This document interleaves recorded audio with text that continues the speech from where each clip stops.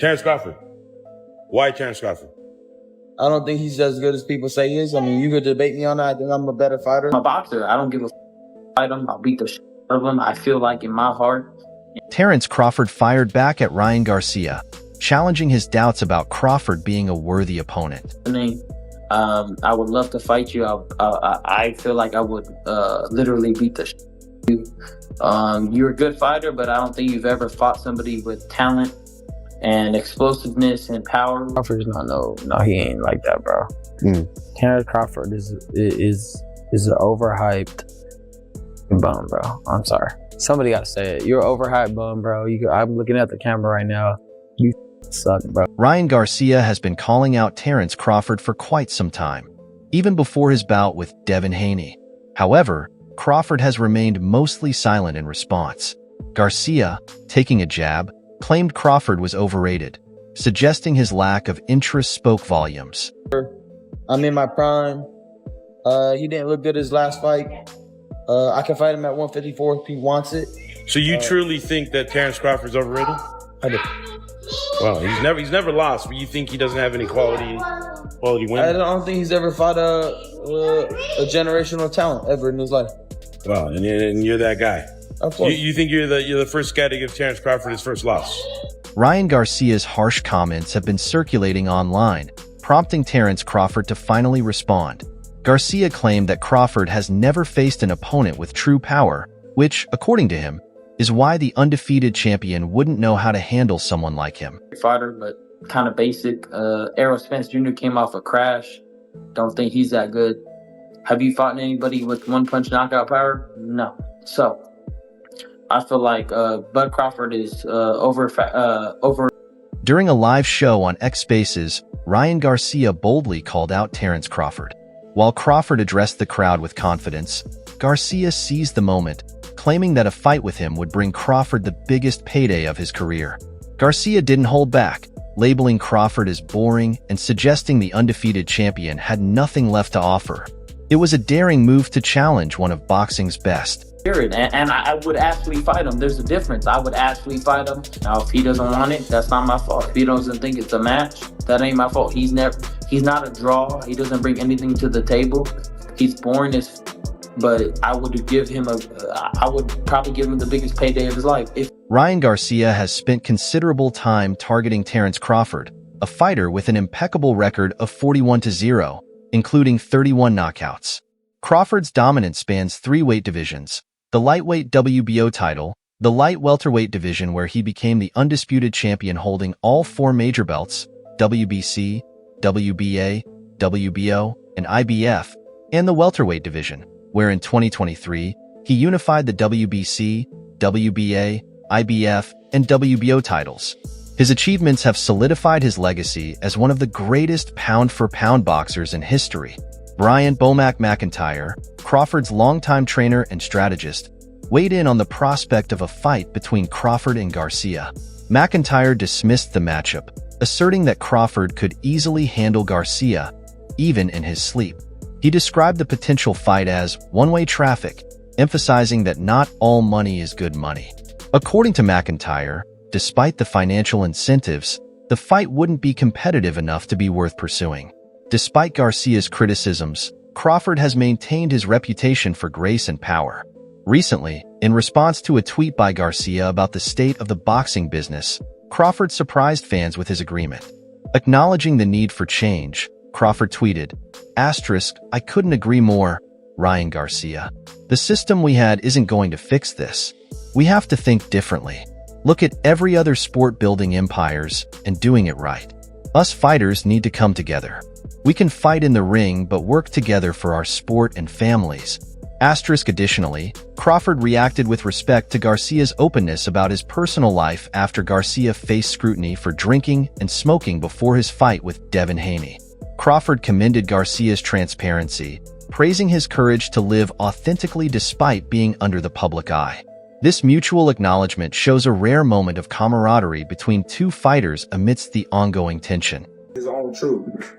You know, he's not hiding behind the doors or hiding in the closet about who he really is. So he's he's comfortable with who he is and he accepted who he is. And for him to come out and say that, it takes a lot of guts because he knows a lot of people is looking up to him. A lot of people want to be him and so forth. But Currently suspended after testing positive for a banned substance following his fight with Devin Haney, Ryan Garcia continues to make waves in the boxing world with bold, controversial remarks about his peers.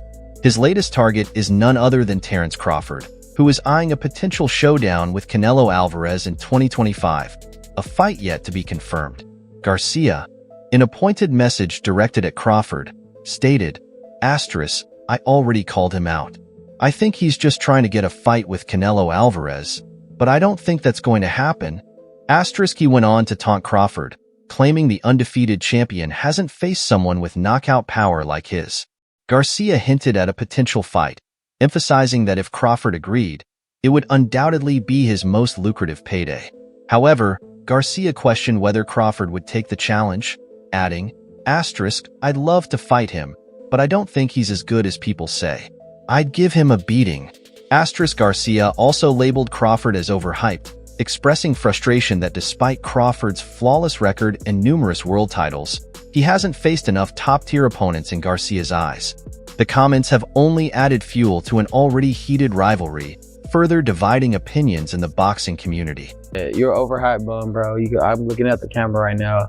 You suck, bro. Just stop acting like you're like that. Stop stealing boxing money. You're wasting everybody's money. You're not entertaining, bro. You're boring as come see me in the ring if you think I'm... Ryan Garcia's ongoing feud with Terence Crawford took another twist in a tweet from April 12, 2024, where Garcia balanced respect for Crawford's accomplishments with a clear desire to fight and defeat him.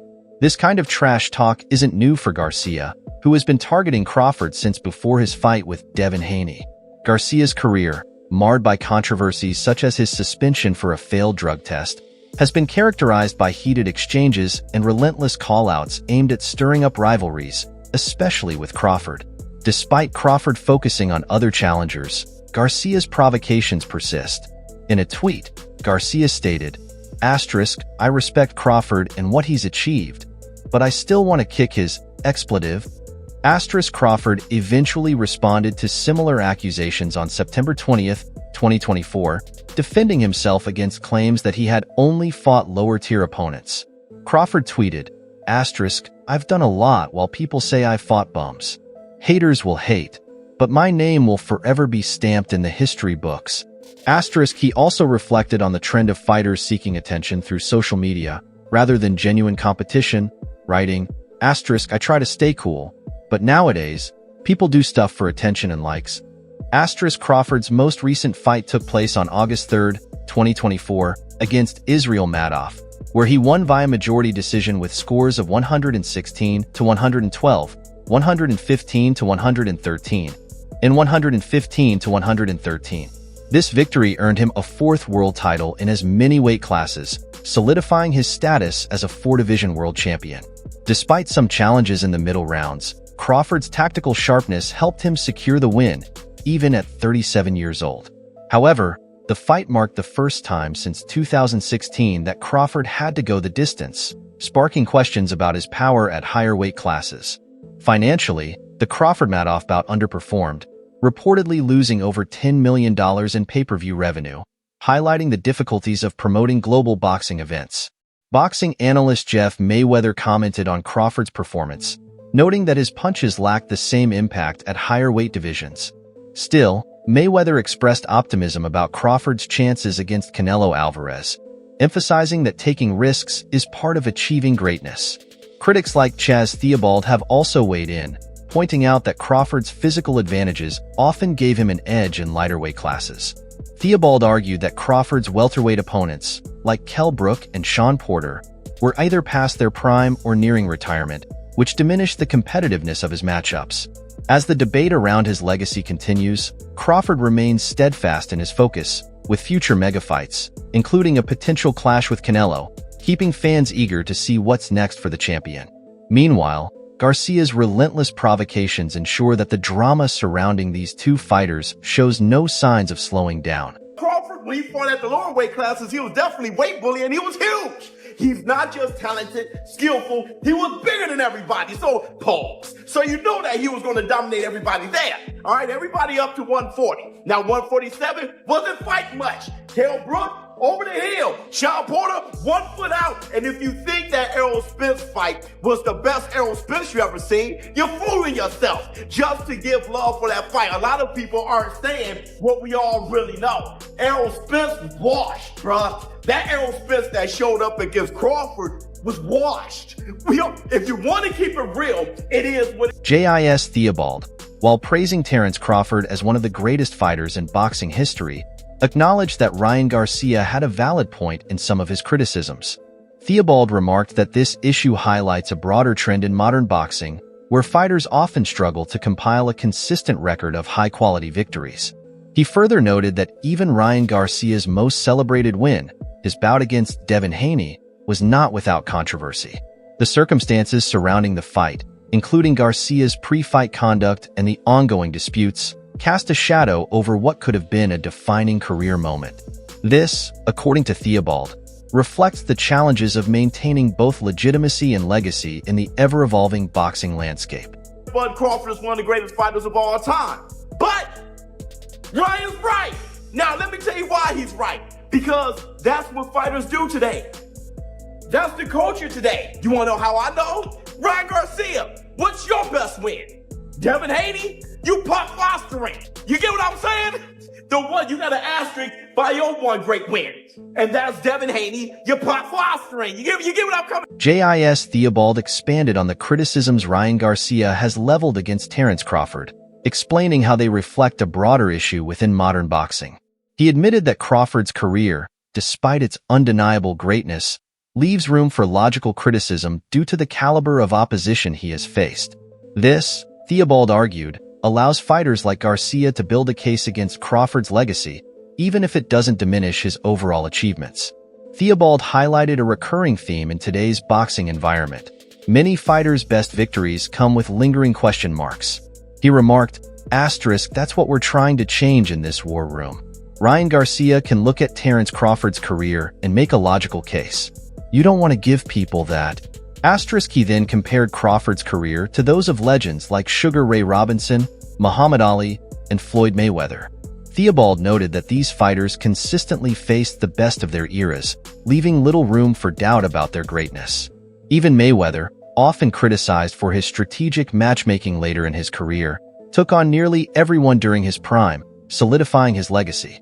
Theobald added, "Asterisk, you can't do that with Robinson, Leonard, Hagler, or Ali. You can't even do it with Mayweather.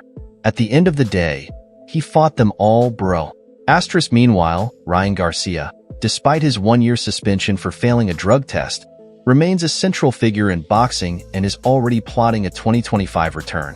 Garcia has ruled out a rematch with Devin Haney due to ongoing legal disputes and instead set his sights on Crawford. He described Crawford as boring and overrated, boldly claiming he would beat the stuffing out of him. However, Garcia's suspension keeps him out of action until April 2025, leaving fans to speculate whether a clash with Crawford will materialize. For his part, Terence Crawford addressed Garcia's opinions and shared thoughts on the current state of boxing.